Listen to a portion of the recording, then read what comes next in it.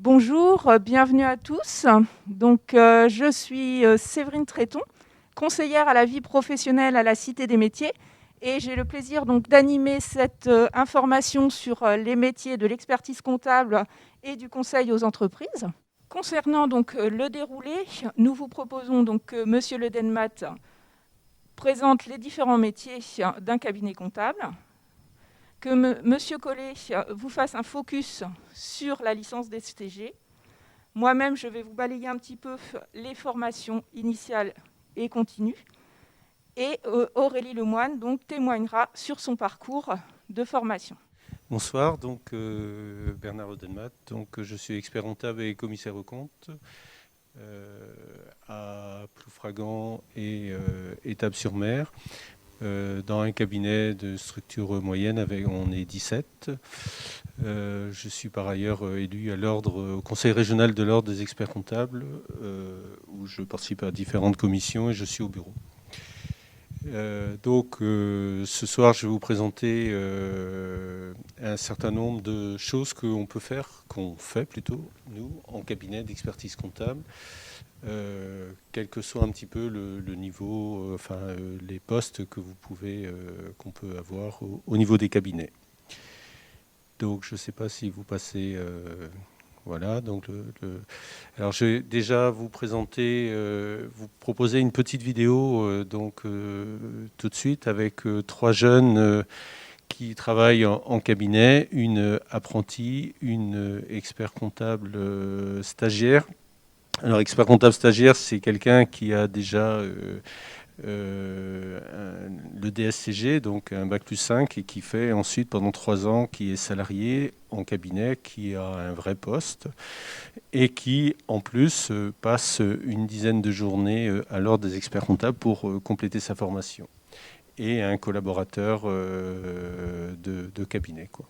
Donc je vous laisse passer la vidéo.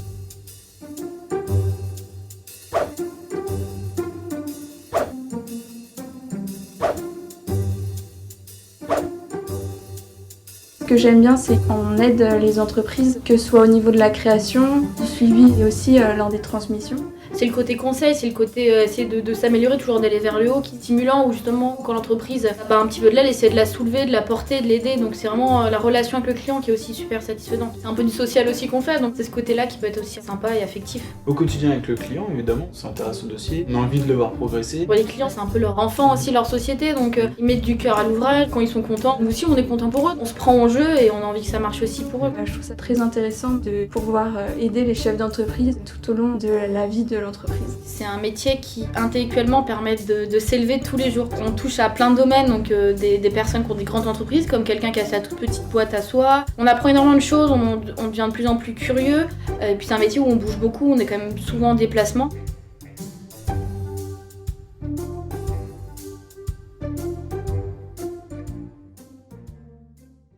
On a pu voir à la fin de cette petite vidéo des emplois partout en Bretagne. C'est vrai que une des caractéristiques de notre métier, c'est que les cabinets d'expertise comptable, vous en avez un petit peu partout en Bretagne. Là, par exemple, on est situé à Ploufragan. Vous avez un cabinet, par exemple, à Quintin. Vous avez un autre à Plaintel, bien entendu, sur toute la couronne briochine.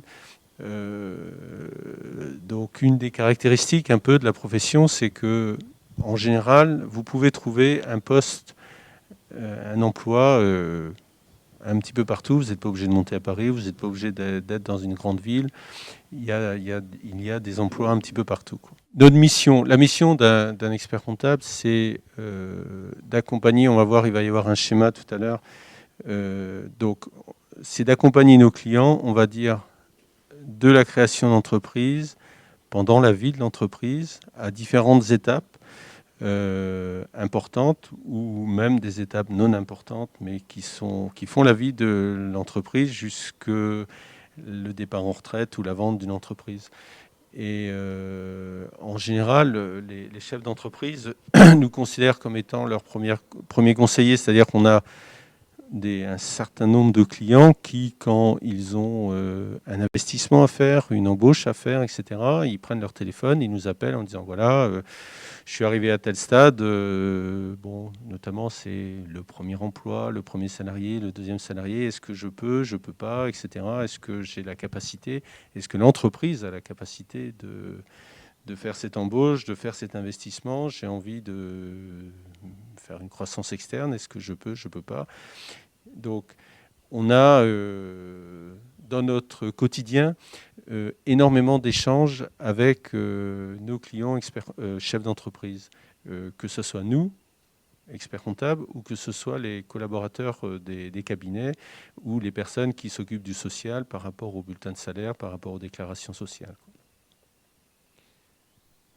Donc là, on voit un petit schéma qui résume un petit peu ce qu'on fait au quotidien, c'est-à-dire qu'en vert, on rencontre des personnes qui ont un projet, qui veulent s'installer. Donc notre but, c'est de voir avec eux s'ils peuvent s'installer, si c'est viable, économiquement parlant, financièrement parlant. À partir du moment où on voit que c'est viable, comment faire pour s'installer, quel statut juridique prendre, quel statut fiscal prendre, quel statut social prendre, et aller mettre en place un prévisionnel, ce qu'on appelle un business plan, pour aller voir le banquier, les financeurs, qui vont permettre un bon démarrage de l'entreprise. Ensuite, ma boîte est lancée. Donc, ma boîte est lancée, j'ai des embauches, j'ai des investissements, j'ai du chiffre d'affaires, des déclarations de TVA, j'ai des points de gestion régulièrement pour savoir si je vais bien finir l'année ou pas. Si, arrivé au bout de 6 mois, j'ai des décisions à prendre pour changer l'orientation de mon entreprise. Je peux tout d'un coup choisir de partir faire de l'exportation ou pas. Je peux avoir des gros problèmes à un moment donné. Je perds mon principal client. J'ai des problèmes avec des missions, des choses comme ça. Je ne peux plus produire. J'ai une grève, enfin, plein de choses. Donc, on suit la vie de l'entreprise. On fait des points réguliers, au minimum, évidemment, tous les ans au moment du bilan, mais pas que. C'est ce que j'allais vous demander. Est-ce qu'il y a des rendez-vous de fixer à l'avance ou c'est au cas par cas, c'est chaque client est différent Chaque client est différent. Je dis souvent, on va par moment travailler beaucoup avec un client parce qu'il a des tas de projets. Et puis ensuite, finalement, presque ne plus le voir pendant 1 an ou 2 ans après parce qu'après ça roule. Donc il a moins besoin de nous. Mais c'est un autre client qui va avoir besoin de nous. Très souvent, la plupart du temps, en cabinet d'expertise comptable, alors il y a différentes tailles de cabinets. Il y a des cabinets où il n'y a qu'un expert comptable, il y a des cabinets où il y a 2-3 salariés, puis il y en a d'autres où il va y avoir, on va dire, 50 experts comptables. Quand on est dans un cabinet un peu moyen, comme le nôtre, où on est une quinzaine de personnes, très souvent l'expert comptable ne fait plus trop de bilan. Il passe son temps, en fait, à conseiller à faire du conseil, à recevoir les clients par rapport à leur projet, à leur expliquer où ils en sont au niveau de leur bilan. Et on s'aperçoit que voilà, on passe beaucoup de temps avec un client à un moment donné, on va passer beaucoup moins pendant quelques temps, mais ça va être quelqu'un d'autre qui va prendre le relais. On a des rendez-vous fixes avec certains clients. On a le monde associatif aussi où on intervient, où les assemblées en général sont tous les ans à peu près à la même date, où le bilan sort à peu près tous les ans à la même période. Et puis, il y a d'autres moments où, en général, je démarre ma semaine, je sais à peu près ce que je vais faire, mais pas complètement. Et j'ai des rendez-vous qui sont pris pour demain, d'autres qui sont pris pour dans 8 jours, dans 15 jours, même des fois dans 1 mois. Mais on garde toujours une marge, un peu de temps disponible au cas où on ait un gros besoin à un moment donné, quoi. Il peut y avoir à un moment donné un gros problème qui pourrait même conduire jusqu'à ce que l'entreprise s'arrête, le côté rouge. Et le but, c'est de conseiller l'entreprise jusqu'à son terme, qui peut être soit la vente de l'entreprise, soit le départ en retraite du chef d'entreprise. Donc, qu'est-ce qui se passe après ? Donc, ça, c'est des choses qui se préparent en amont. Une vente d'entreprise, ça se prépare 1 an, 2 ans avant. Parfois, c'est soudain. Parfois, c'est pas préparé, c'est une opportunité, etc. Bon, un départ en retraite, en général, on sait à peu près quand est-ce qu'on va partir en retraite.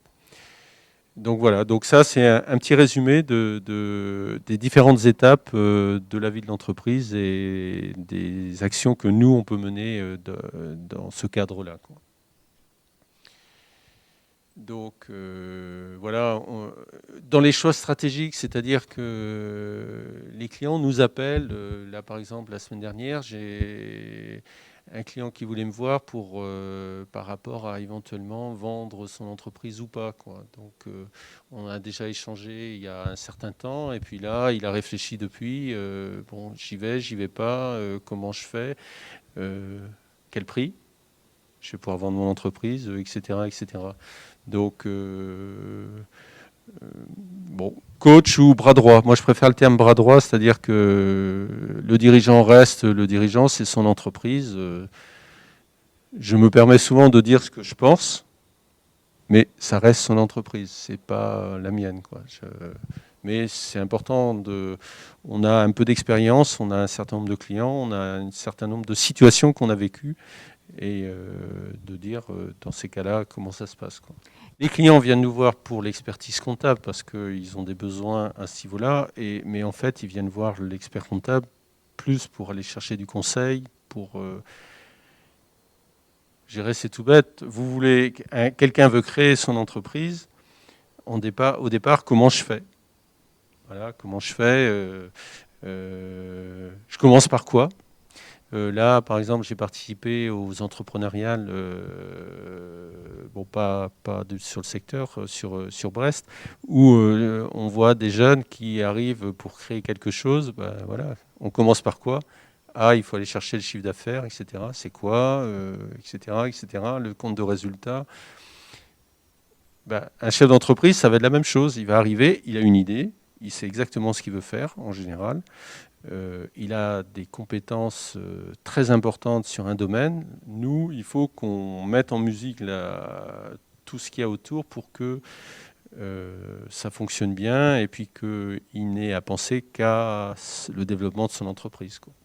Donc là, on voit un certain nombre de domaines sur lesquels on travaille. Donc évidemment, en bas, il y a la comptabilité avec la petite calculatrice.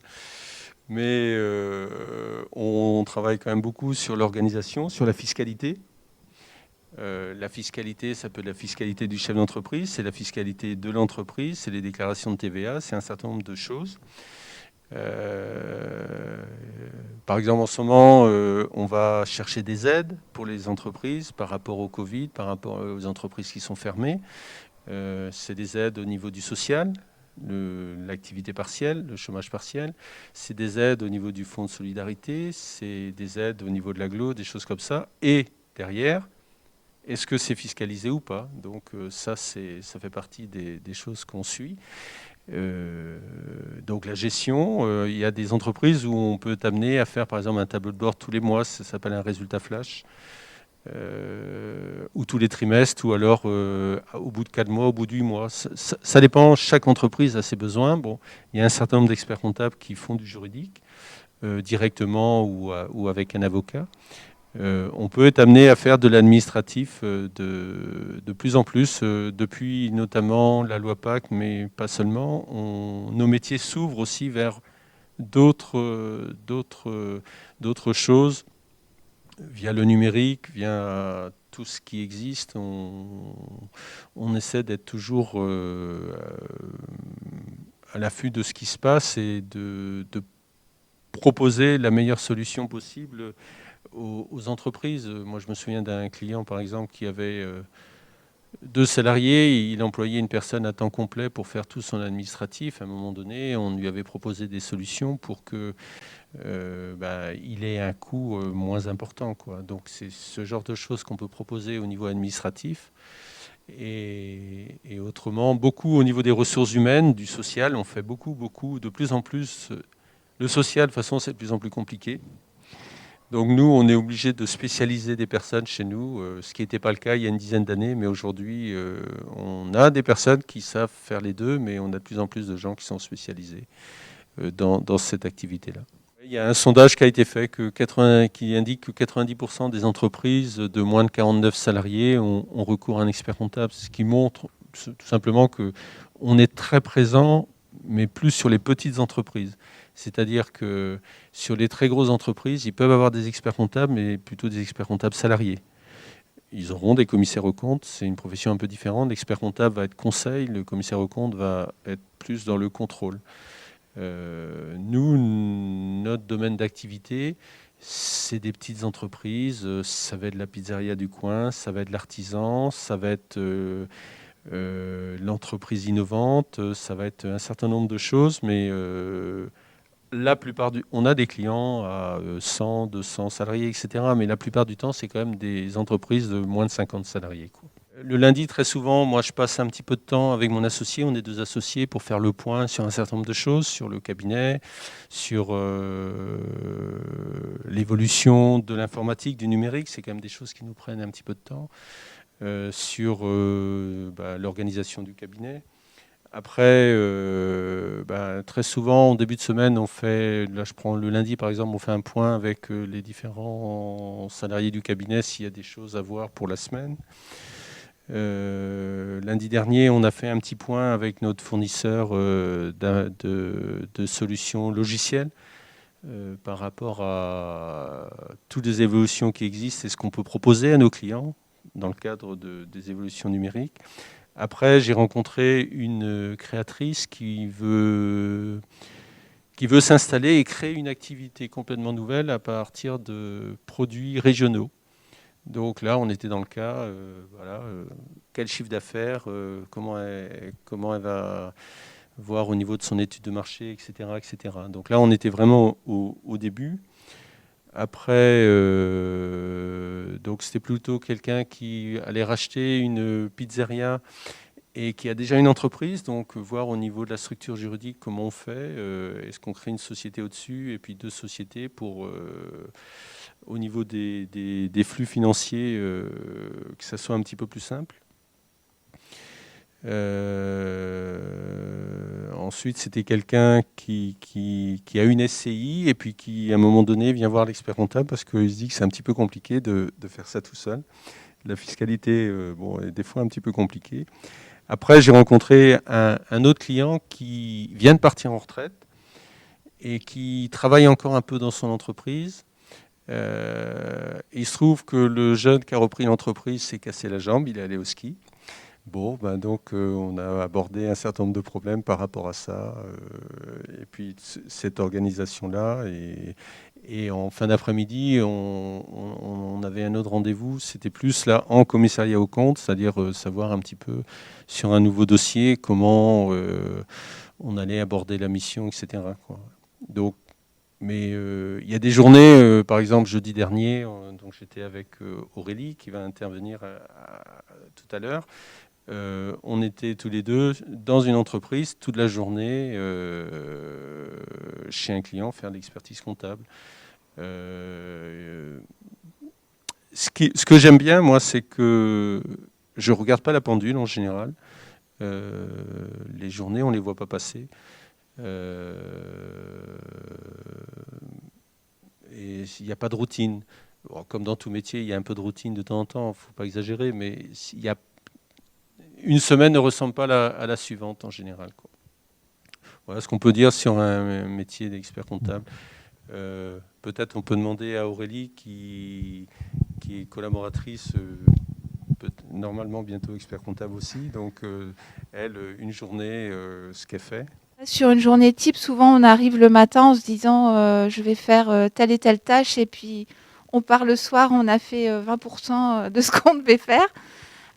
C'est vrai qu'on est très très pris par le téléphone et par les clients qui ont besoin de notre accompagnement au quotidien. D'autant plus avec le Covid-19, c'est vrai que ça fait 1 an qu'on ressent vraiment un besoin de nos clients pour avoir des conseils, pour avoir de l'aide, des fois pour être juste rassurés sur certains points. Donc après, la journée type, ça dépend en fait des périodes. Dans un mois, on va avoir des périodes où il faut faire les déclarations fiscales pour le 21. Donc on a des jours où on va saisir nos factures et faire nos déclarations. Après, là, en ce moment, on fait beaucoup nos bilans 31 décembre. Donc, on récupère les pièces auprès des clients et puis on commence à les voir aussi pour un premier échange sur les chiffres de l'année. Voilà. Mais c'est vrai que, comme vous disiez, il n'y a pas de... En fait, finalement, il n'y a pas de journée type parce qu'aucune journée ne ressemble à une autre dans notre métier. Et moi, c'est ce que j'aime. C'est pour ça que j'aime ce métier. C'est que je me dis jamais je me suis ennuyée ou j'ai pas envie ou parce que il nous arrive toujours des nouvelles choses. Donc, on en apprend aussi tous les jours parce que des clients ont des interrogations sur des points précis et on s'était jamais posé la question. Donc, il faut faire des recherches et ça nous enrichit aussi professionnellement. Alors, on a une activité saisonnière, c'est-à-dire qu'on a beaucoup plus de travail en février, mars, avril, mai, on va dire. Et puis au beau jour, on a un petit peu moins de travail, c'est bien, ça permet de partir en vacances. Et ça reprend en fin d'année. Donc, là, je pense qu'on vous a donné quelques raisons de devenir expert comptable. Un des intérêts, c'est qu'on peut choisir son métier. C'est-à-dire qu'on peut choisir d'être tout seul. On peut choisir de se spécialiser sur ne faire que de la consolidation, de faire que quelque chose de très, très, très précis, ou on peut plutôt choisir d'aller dans un cabinet plus structuré avec 2, 3 associés ou 10 associés, ou même éventuellement rester expert comptable salarié, ne pas être dirigeant. C'est-à-dire rester plus sur la partie technique et être moins sur la partie gestion d'un cabinet, parce qu'un cabinet, c'est une entreprise qu'il faut gérer. Je vous disais tout à l'heure, par exemple, lundi matin, en général, on passe 1 heure minimum pour savoir au niveau de l'organisation du cabinet un certain nombre de choses. Donc ça, c'est un choix que chacun fait. On peut choisir de travailler beaucoup. On peut choisir de travailler un petit peu moins. En fait, on est notre propre chef d'entreprise. Donc, à un moment donné, on a des choix à faire un peu. Alors, on est quand même un peu tributaire des clients. C'est-à-dire qu'évidemment, à un moment donné, s'ils ont besoin de quelque chose pour le 19, il faut que ça soit prêt pour le 19 et non pas pour le 25.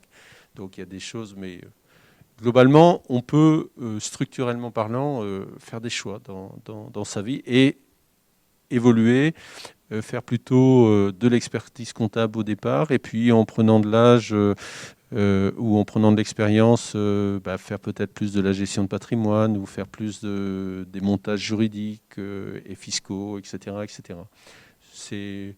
Moi, c'est un des intérêts que j'ai vu dans cette profession.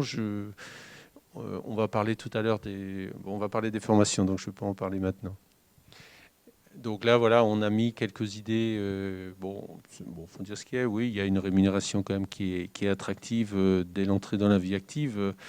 Être au contact des entreprises, c'est un métier de contact. C'est pas un métier où on est derrière notre ordinateur toute la journée à ne parler à personne, etc. On travaille sur des ordinateurs, sur des tablettes, etc. Mais on a beaucoup d'échanges. Moi, je trouve que c'est ça qui est intéressant. On a des possibilités d'évolution, c'est-à-dire qu'on peut avoir des salariés chez nous qui commencent plutôt sur la partie comptable et qui ensuite évoluent sur la partie juridique, sur la partie sociale, la partie RH. On travaille sur le terrain, on est vraiment en contact avec les clients. Bon, les cabinets ne sont pas tous structurés de la même façon, pas tous organisés de la même façon, mais je vois par exemple chez nous, les collaborateurs, les collaboratrices travaillent en direct avec les clients et nous, on intervient pour les parties un petit peu plus techniques, quoi. C'est logique, quoi. On est une profession, comme on voyait en bas à gauche, qui ne connaît pas le chômage. C'est vrai que des plans de licenciement, on a connu ça en 1993. Et c'est la seule fois, je crois, dans notre profession qu'on a eu vraiment des moments où le nombre de personnes a baissé, quoi. Donc on est plutôt en recrutement en général, quoi. Ce qu'il faut savoir, c'est que oui, il n'y a pas une formation pour entrer en cabinet d'expertise comptable. Il y a des personnes qui prennent une filière d'abord comptabilité, bac STMG, etc. Enfin, encore que maintenant ça a changé, donc je ne vais pas savoir quel est le nom puisque depuis l'année dernière, les bacs sont un peu différents, mais un bac au niveau formation comptable, un BTS, une licence pro, où on peut faire... Moi, j'ai fait une filière mathématiques, j'ai découvert la compta, j'avais 22 ans, j'avais jamais vu, je ne savais pas ce que c'était que la compta avant, et je suis revenu dessus. On peut faire aussi une école de commerce, il y a des passerelles. Il y a des passerelles, et puis on a besoin aussi de compétences variées dans nos cabinets. On a... on va dire une voie royale que M. Collet va vous décrire tout à l'heure. Et puis, on a d'autres voies qui se recoupent, etc., et qui donnent de la richesse à la profession. Donc, il y a beaucoup de souplesse pour venir chez nous, quoi, au niveau métier, quoi. Je dirais la grosse différence entre les différents niveaux, c'est des choses un petit peu plus compliquées ou non. C'est-à-dire un peu compliqué, un petit peu plus. Et puis, quand je dis compliqué, c'est que c'est intéressant aussi, quoi. Enfin, pour être expert comptable, on s'inscrit un petit peu, vous savez, il y a l'ordre des médecins, il y a l'ordre des experts comptables. Donc, l'ordre des experts comptables est là pour différentes choses.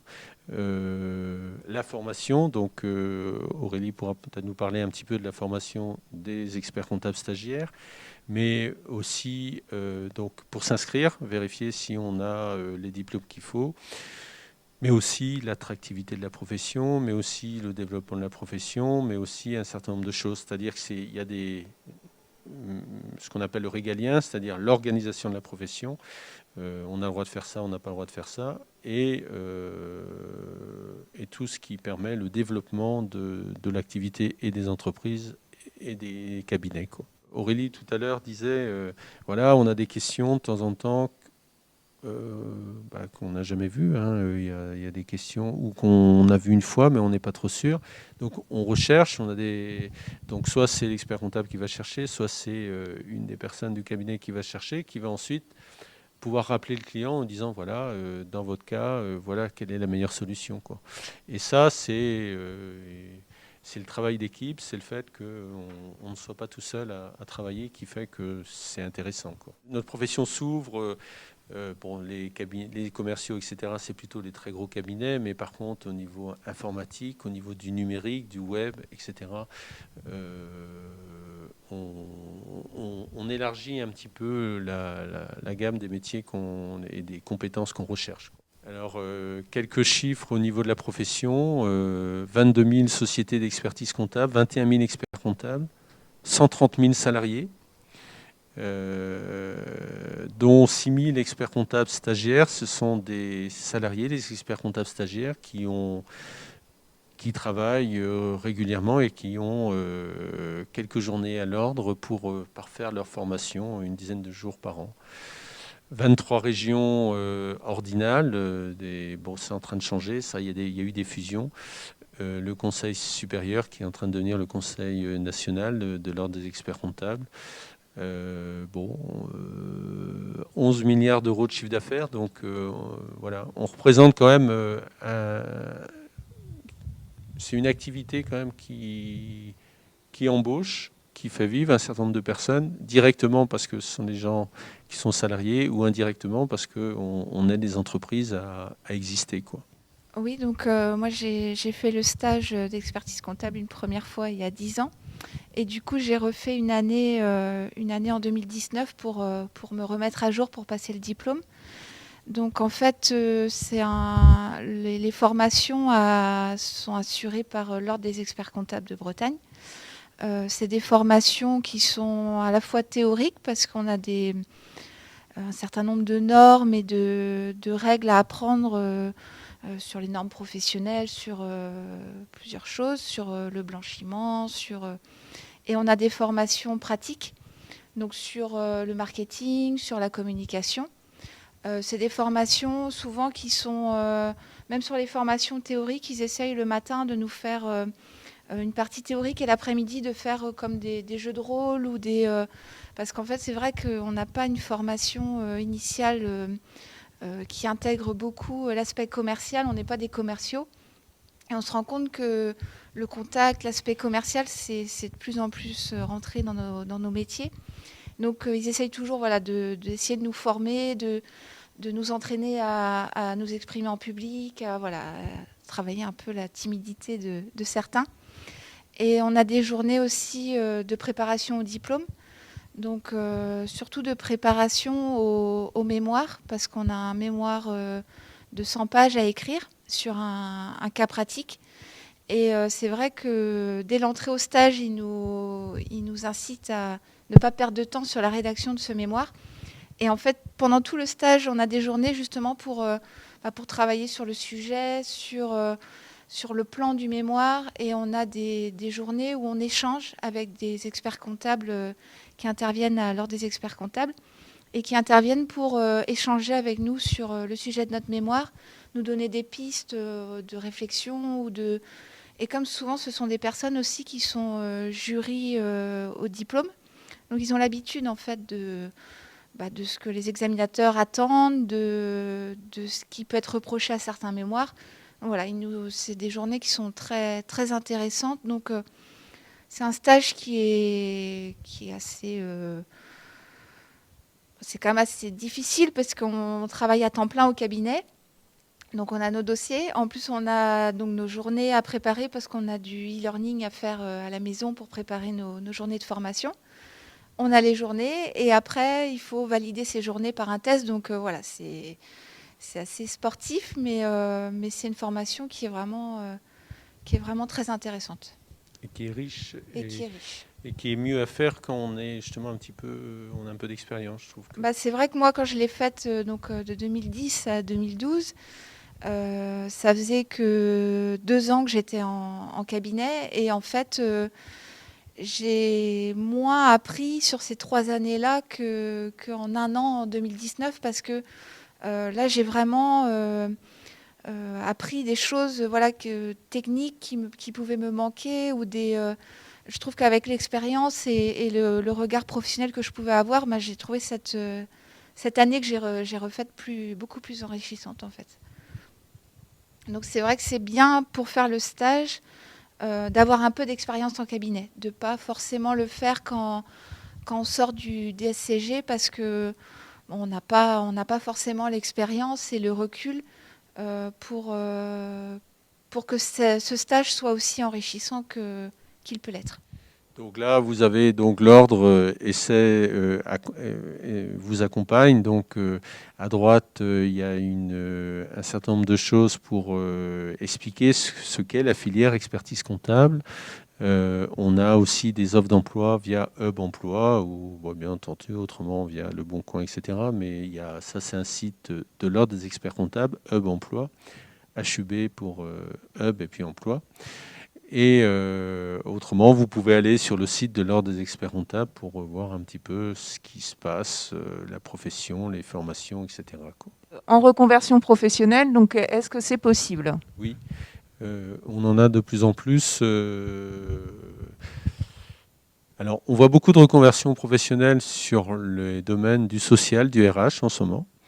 Nous-mêmes, au niveau du cabinet, on a une personne qui a 32-33 ans, a changé d'activité. Avant, elle a tenu un magasin de fleurs, après plutôt un restaurant, et puis maintenant, elle s'occupe du social au niveau du cabinet. Elle fait des payes, des contrats de travail, des déclarations sociales, etc., etc.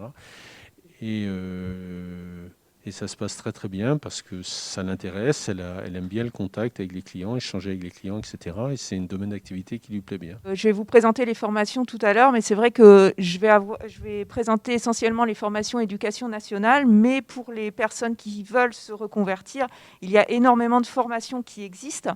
Et l'exhaustivité est difficile à avoir, mais effectivement, sur le secteur, vous avez l'AFPA, le GRETA et bien d'autres centres de formation qui vous proposent donc des formations pour adultes, formations continues, qui vous permettent de vous reconvertir. Ça dépend du diplôme. Ça dépend si c'est quelqu'un qui a un master ou un DCG, etc. On va quand même arriver assez vite, on va dépasser les 20 000 euros. Chez nous, il y a un 13e mois. Les salaires, on va dire, ils sont la plupart du temps entre 20 et 30 000, 35 000 euros, quoi. Pas en tant que débutant, vous n'avez pas 35 000 en tant que débutant, mais on progresse quand même. Voilà, on va pas embaucher quelqu'un au SMIC et le laisser au SMIC pendant plusieurs années. L'évolution est plus rapide, quoi, en fait. Même si on démarre, il faut démarrer, quoi. On démarre toujours. Faut démarrer, voilà, ouais. Quand on sort de l'école, on connaît plein de choses. Ouais. Moi-même, je me souviens quand je suis arrivé, j'avais un master, etc. J'étais débutant. Il y avait des choses toutes bêtes que je ne savais pas faire parce qu'on avait appris des choses très techniques à l'école, mais des choses basiques, on était passé à côté. Donc au début, pendant les 3-4 premiers mois, on est un peu perdu. Et puis ensuite, au bout de 4-5 mois,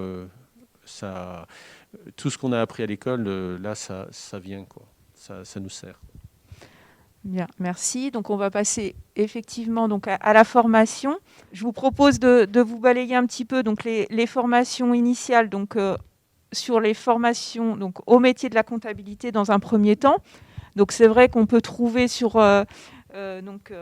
au niveau de l'éducation nationale d'abord donc, un BTS comptabilité gestion des organisations. Alors, j'ai effectivement mis que les formations à partir de Bac+2, parce que c'est vrai que dans la profession, voilà, un minimum Bac+2, vous le disiez tout à l'heure, c'est vraiment important. Donc après, vous faites un bac, soit un bac comptabilité, un bac technologique, du coup STMG, soit vous passez par un bac général, mais de toute façon, il faudra forcément poursuivre. Et même en reconversion, effectivement, si vous souhaitez vous reconvertir, c'est mieux d'aller sur des diplômes à niveau Bac+2. Ensuite, au niveau Bac+3, donc on va trouver donc le BUT gestion des entreprises et des administrations avec cette option gestion comptable et financière.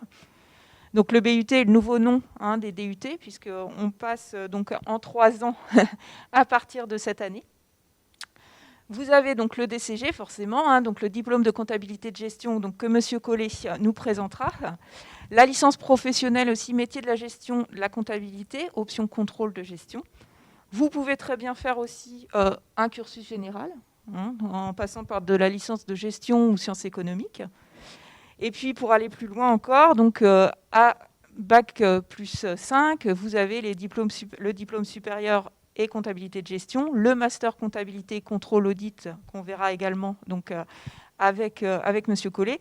Et puis les écoles spécialisées, on le disait, pourquoi pas faire une école de commerce. On peut aussi faire une école de commerce et arriver après dans un cabinet comptable. Ou l'Intec, on l'a signalé aussi tout à l'heure. Donc l'Intec, c'est une branche du CNAM. Et puis donc Bac+8, on arrive donc au fameux diplôme d'expertise comptable. Ce qu'on peut dire, c'est que si vous avez un bac plus général, vous allez aller plus sur un DUT que sur un BTS. Si vous faites une licence de sciences éco, vous allez essayer de faire un master CCA. Il y a des filières des parcours un petit peu qui vont se dessiner en fonction du choix de votre premier choix encore. Tout à fait. Et on peut arriver au même but, le DSCG, mais avec des filières différentes. Oui. Effectivement, en reconversion, il y a certaines formations donc, de l'éducation nationale que vous pouvez faire aussi en formation continue. Et puis, un certain nombre de titres professionnels aussi proposés donc, par les centres de formation comme l'AFPA ou le CRETA également. Voilà. Alors là, c'était les formations vraiment liées à la comptabilité. Et puis, vous avez donc, dans les cabinets comptables, on l'a vu, tout ce qui était métier du social. Donc, on va retrouver notre BUT gestion des entreprises et des administrations, mais avec une option plutôt ressources humaines. Ou alors, on peut faire une licence professionnelle, gestion de la paye ou ressources humaines. Et puis, au niveau Bac+5, il existe énormément donc, de masters, que ce soit en droit du travail ou en droit social, et puis un master plus spécifique, là, en gestion de ressources humaines. Dernier volet, donc dans un cabinet comptable, on peut avoir effectivement un besoin très juridique. Et là, vous pouvez retrouver donc, le BUT carrière juridique. Vous pouvez faire une licence de droit et puis aller jusqu'au master, encore une fois. Donc là, plutôt un master droit des affaires. Ça va dépendre de la taille des cabinets. C'est-à-dire que On travaille, on travaille avec des avocats, on travaille avec des notaires, etc. Et suivant la taille des cabinets, des fois, on a une cellule propre pour faire une partie du juridique, quoi. Bonjour à tous, moi je suis enseignant au pôle supérieur à Saint-Brieuc. Je suis responsable de la licence qu'on appelle DCG, donc la voie royale de l'expertise comptable. Et donc sur Saint-Brieuc, je vais vous présenter. Déjà à Saint-Brieuc, on a une offre complète de formation du bac plus 2 au bac plus 5. Bac plus 2 avec le BTS comptabilité et gestion, la licence DCG, donc le bac plus 3. Et puis on a ouvert dernièrement, depuis 2018, le master CCA en alternance. Donc les 2 premières formations BTS et licence, ce sont des formations en initiale qui ont fait leurs preuves déjà sur Saint-Brieuc et sur les Côtes d'Armor, puisque elles existent depuis plus de 30 ans. On a beaucoup de collaborateurs dans plusieurs cabinets comptables sur le département et même au-delà. Et donc, depuis 2018, oui, on a le Master CCA que l'on a ouvert pour répondre à la demande de la profession, puisqu'il y a plein de postes à prendre dans les Côtes d'Armor. Et puis, ça répond aussi à la demande de nos étudiants qui étaient en licence et qui voulaient poursuivre en Master. Donc cette formation, elle répond à la demande et puis elle marche très bien puisqu'on a beaucoup de contrats en alternance qui sont proposés par la profession, par les cabinets comptables sur tout le département. Alors on a fait le choix de garder nos formations bac plus 2, bac plus 3 en initiale parce qu'il faut un bon niveau pour viser l'alternance. L'alternance, pour nous, c'est intéressant après le DCG. C'est à ce niveau-là que c'est plus adapté parce que déjà, avoir une licence, il faut fournir un travail quand même régulier, il faut être volontaire et puis on va par étapes. Donc, on propose des formations sécurisées. C'est-à-dire que c'est pas la fac, on est dans le pôle supérieur à Saint-Brieuc, c'est un lycée un peu particulier puisqu'on n'a que des étudiants, on a 450 étudiants avec des formations assez variées en BTS et puis la licence et puis le master. Donc des parcours sécurisés avec des diplômes qui sont reconnus, qui permettent de trouver par étape du boulot rapidement. Donc à bac plus 2, le bac plus 2 est un petit peu léger actuellement.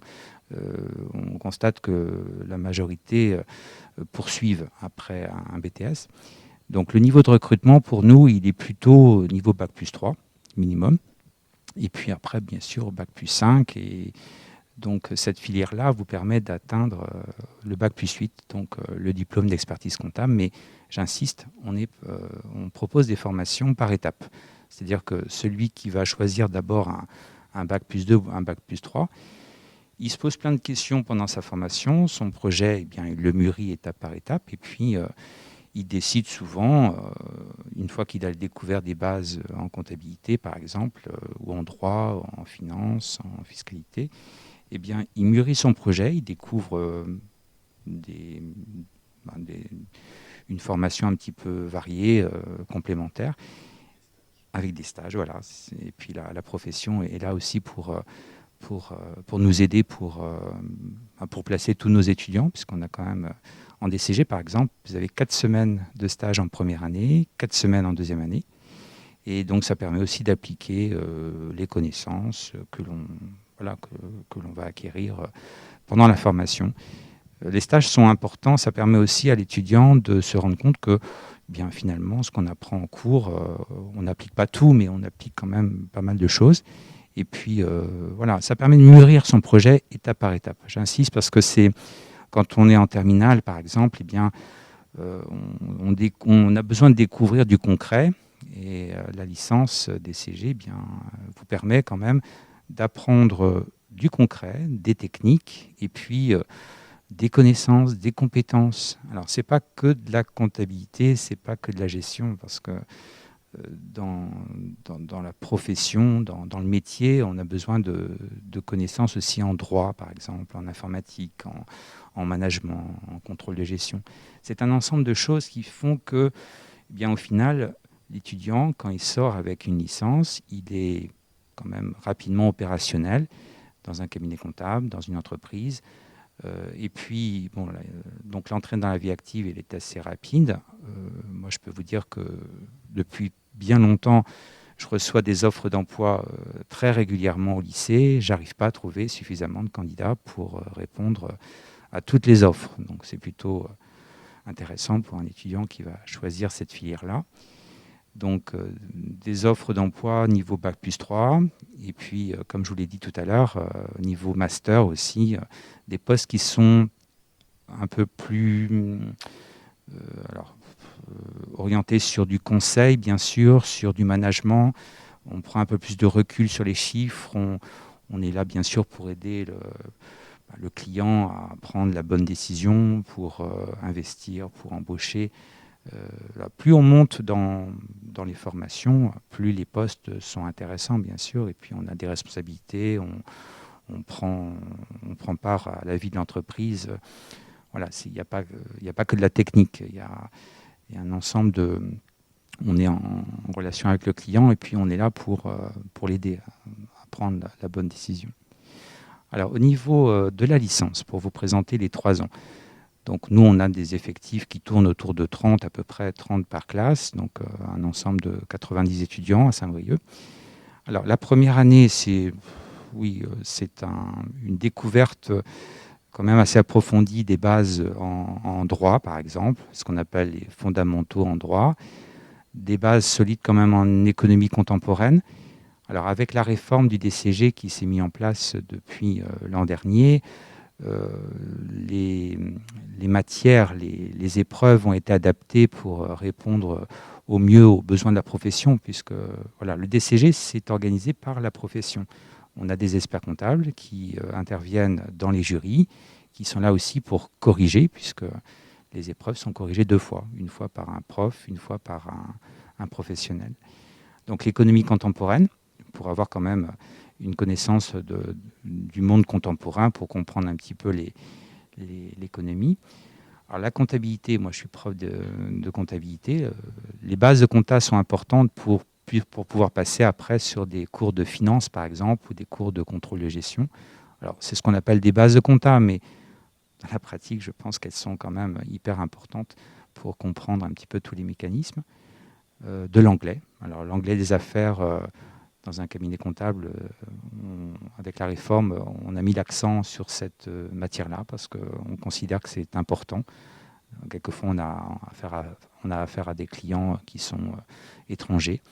Donc voilà, vous voyez bien que ce n'est pas que des matières techniques, on n'a pas que de la compta dans la formation. Alors, système d'information, puisque l'outil informatique est vraiment important dans les cabinets. On a besoin d'avoir un petit peu de connaissances. Et puis, il y a des logiciels professionnels qui sont aussi adaptés.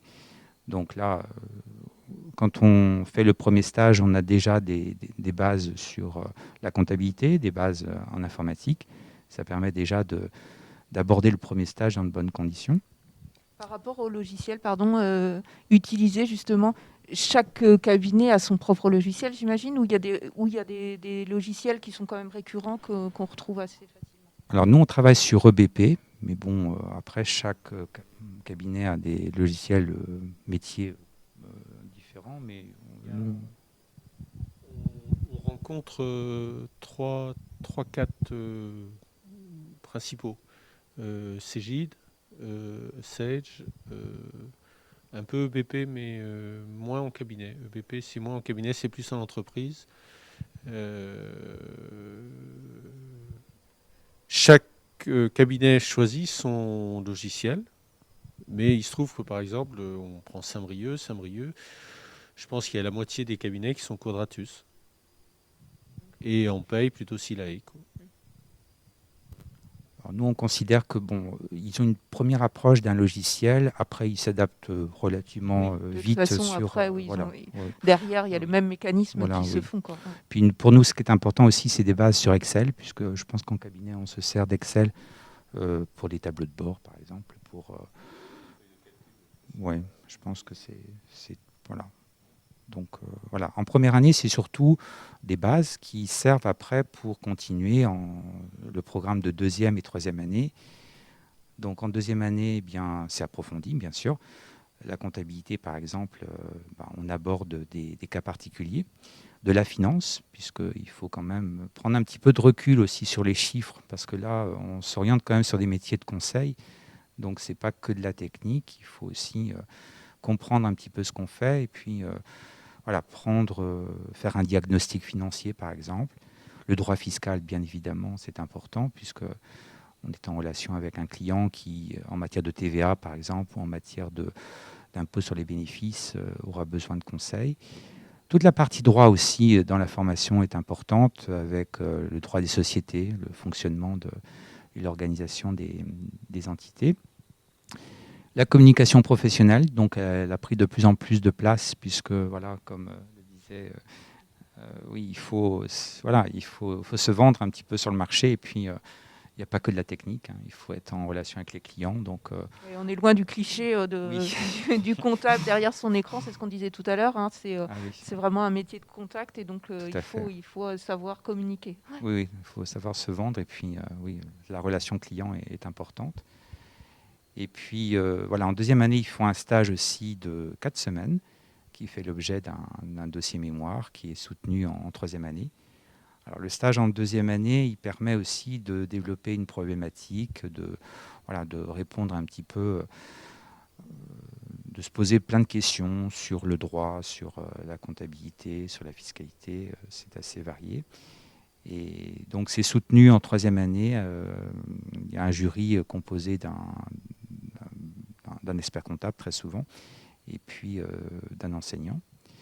Et puis pour finir donc la formation en troisième année, on a du droit social qui a aussi son importance dans cette filière-là, du management, donc les bases de management, contrôle de gestion, puisque certains étudiants avec une licence vont se spécialiser dans ce domaine-là.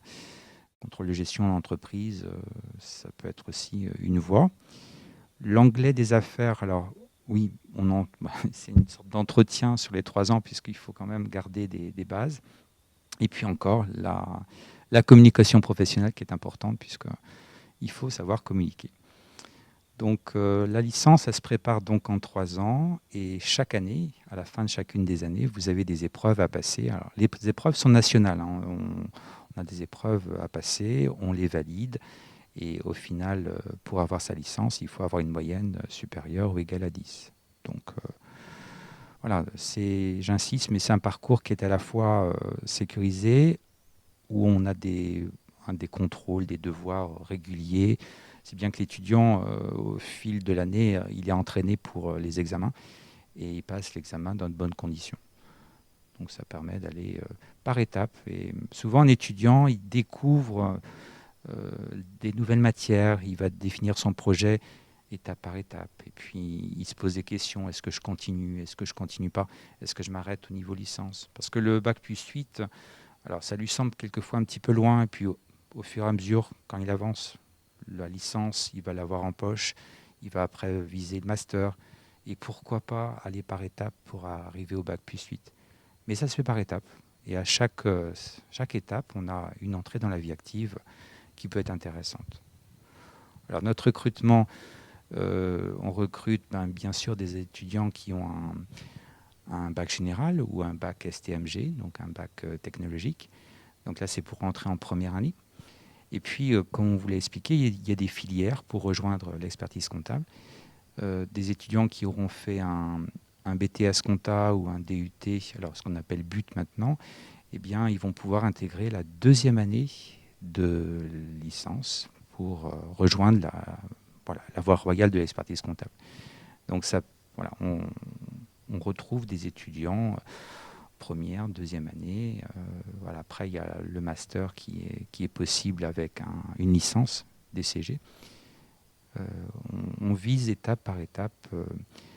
Voilà, les masters qui sont possibles après une licence, eh bien, si on veut continuer dans l'expertise comptable, eh bien, on vise le master CCA ou le DSCG, mais c'est une licence qui vous ouvre les portes sur quand même des masters un petit peu différents, bien qu'ils ressemblent quand même à la filière comptable.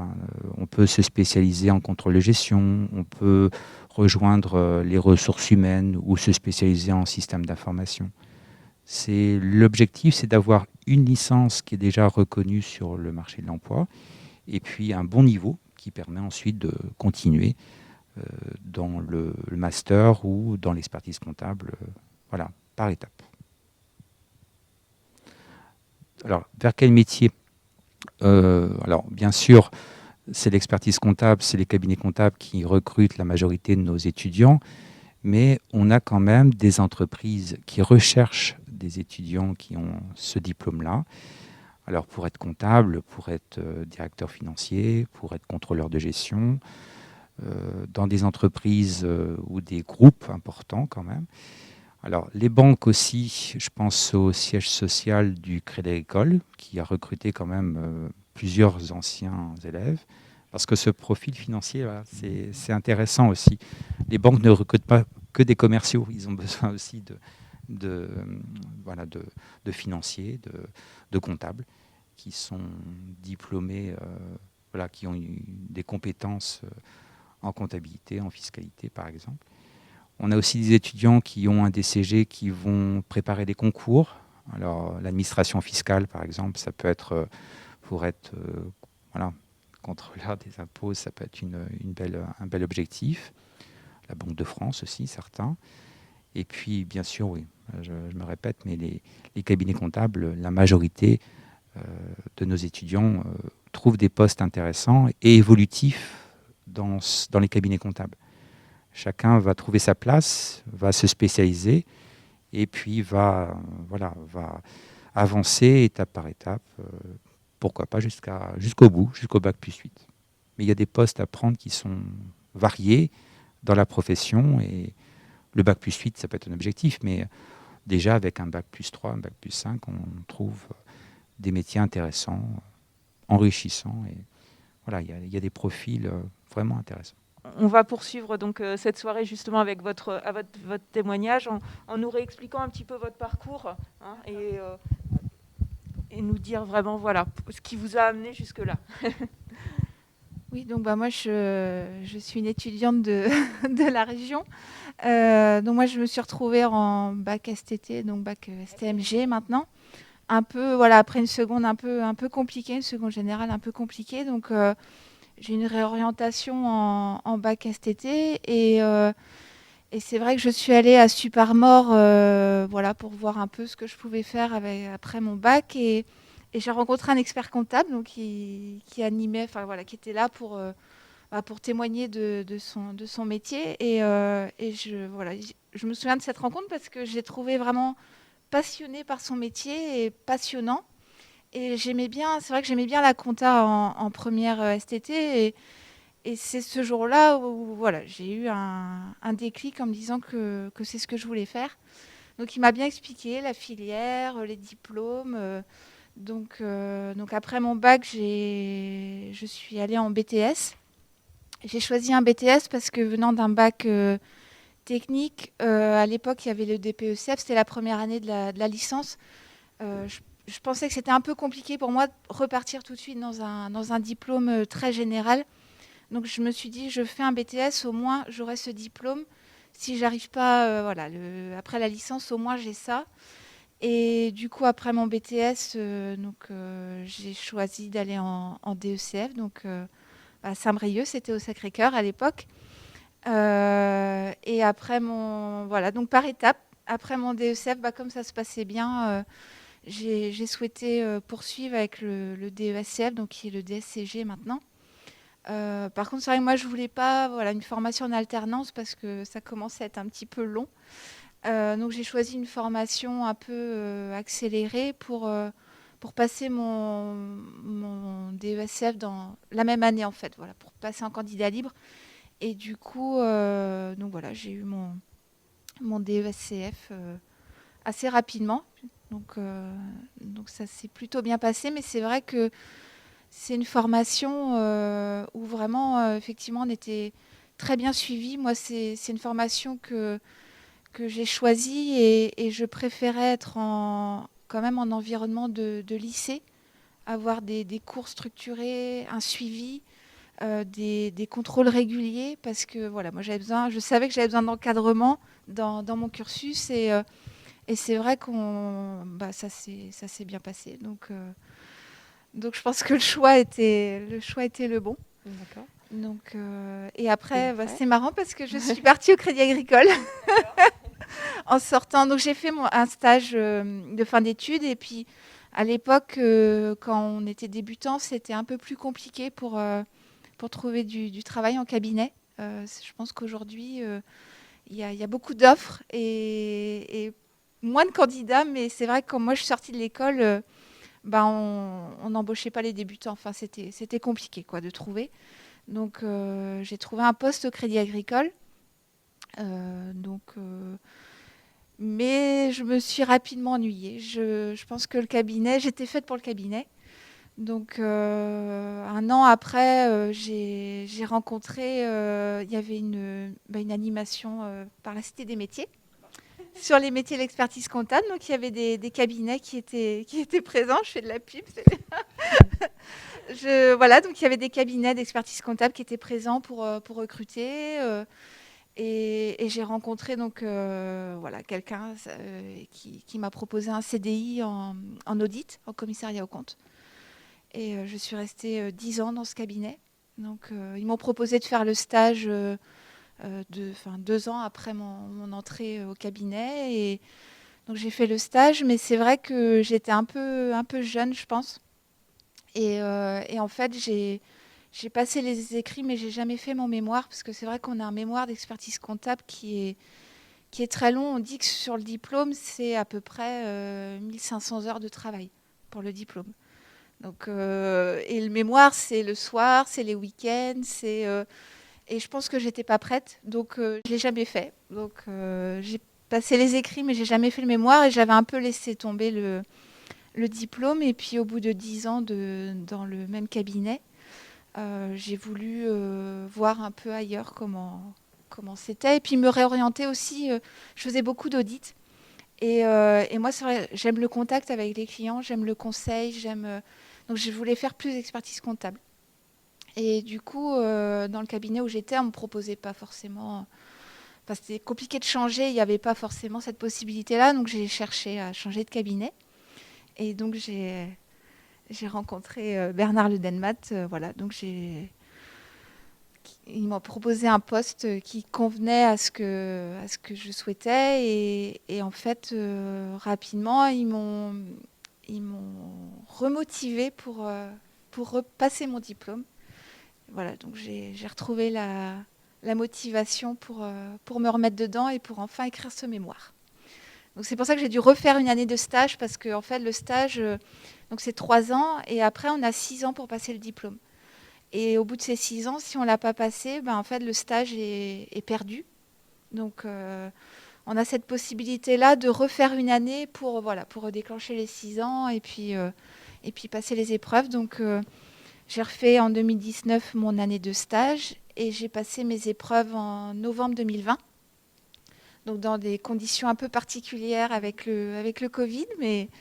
Donc j'ai passé mes écrits que j'ai eus, et donc j'ai passé mon mémoire que malheureusement j'ai échoué à l'épreuve de la soutenance, mais donc je vais me représenter en novembre de cette année, parce que voilà, je vais une fois arrivée là, voilà. Donc voilà, c'est vrai que moi je trouve que c'est un métier passionnant, et surtout en partant d'un bac technique.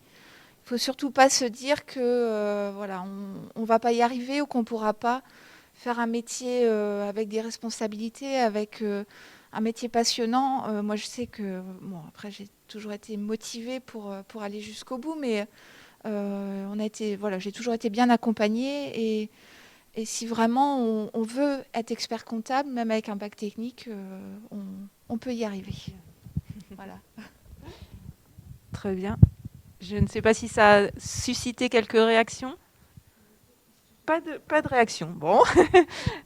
Et par rapport à vos activités, du coup, est-ce que aujourd'hui, qu'est-ce que vous faites au sein du cabinet ?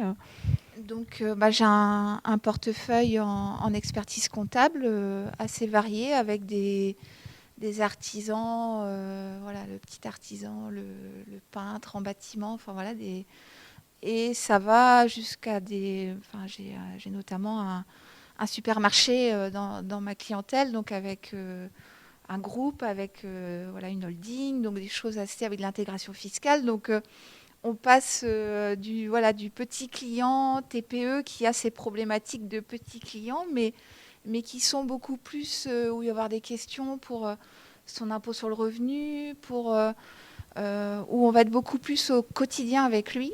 Et après, j'ai des clients voilà, où c'est des choses beaucoup plus techniques, plus compliquées, mais plus intéressantes aussi. Enfin, plus intéressantes aussi. C'est pas du tout les mêmes problématiques. Et donc, voilà, ça va un peu. J'ai des associations aussi, donc c'est pareil, c'est pas les mêmes problématiques. Varié, c'est ce qu'on a dit tout le long de la soirée. Par rapport à l'entreprise, c'est vrai que moi, c'est pour ça aussi que j'ai choisi d'aller en cabinet et que je reste en cabinet. C'est qu'en fait, on a tous les secteurs d'activité, on a toutes les tailles d'entreprise, on a toutes les problématiques, donc on ne s'ennuie jamais. Et après, moi, j'ai des dossiers aussi en commissariat aux comptes, donc là, c'est des gros dossiers, parce que pour avoir un commissaire aux comptes, il faut dépasser certains seuils. Donc là, souvent, il y a un expert comptable sur le dossier. Donc nous, on intervient plus dans un rôle de contrôle, mais surtout dans un rôle où on va travailler sur le contrôle interne de l'entreprise, sur les procédures, sur l'informatique, la sécurité. Et donc, c'est des choses beaucoup plus larges et techniques. Et alors, bon, on est moins dans le rôle de conseil, mais voilà, on va faire aussi des recommandations. Et donc, c'est vrai que moi, je suis que sur la compta, je ne fais pas de social. Après, moi, j'en faisais dans mon ancien cabinet, donc j'aime ça. Donc, c'est vrai que même chez mes clients, voilà, quand il y a des questions en social, bon, je suis là aussi pour y répondre. Mais voilà, donc un travail très, très varié. Très varié. On n'a pas forcément abordé la question des conditions de travail. Est-ce que vous arrivez quand même, parce qu'il y a quand même des moments où c'est assez chargé, est-ce que les journées sont très longues ou est-ce que vous arrivez quand même à être sur des horaires classiques Après, je vais dire, ça dépend des cabinets. Voilà. Après, on a des périodes où on est plus chargé.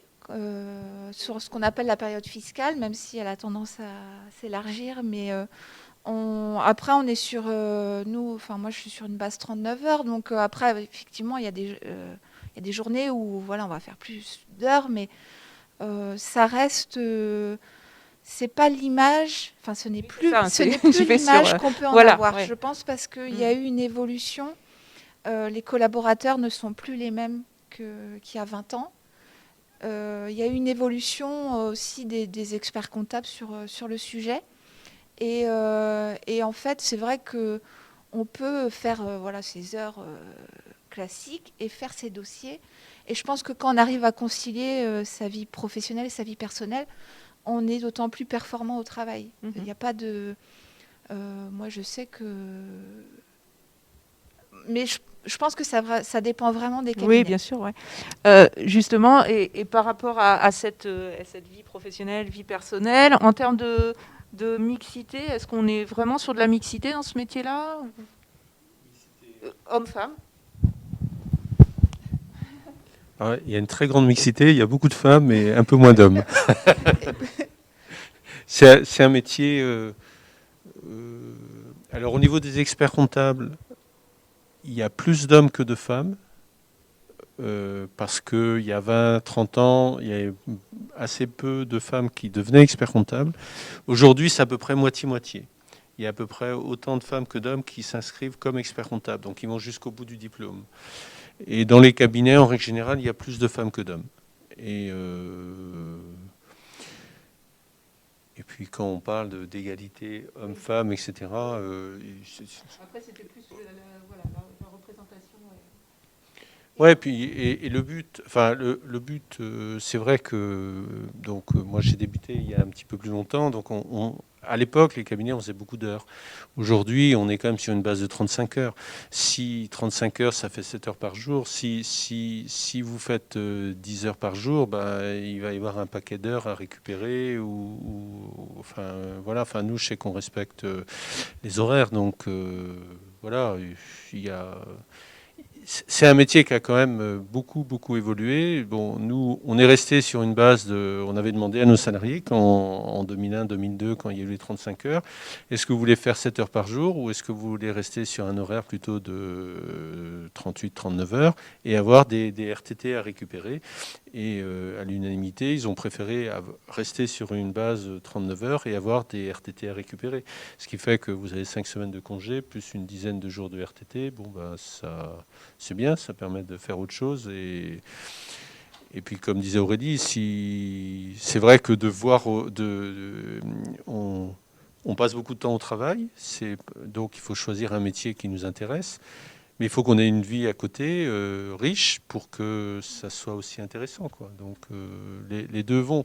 Après, peut-être que quand vous êtes expert comptable, vous faites peut-être un petit peu plus d'heures que quand... Parce que moi, j'aime bien mon métier. Moi, faire 35 heures, j'aurais du mal à faire que 35 heures. Mais ça ne m'empêche pas d'avoir des activités. Je fais du vélo, mon associé fait beaucoup de tennis, etc. On arrive à trouver des créneaux horaires.